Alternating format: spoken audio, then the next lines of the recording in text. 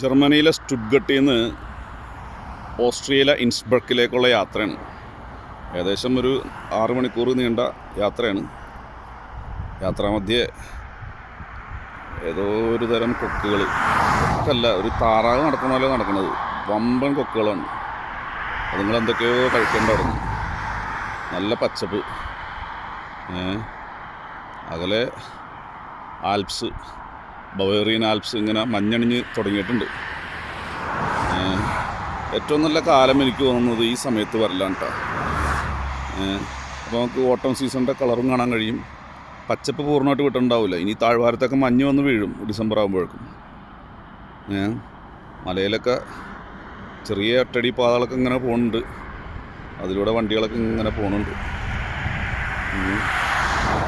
കൊള്ളാം.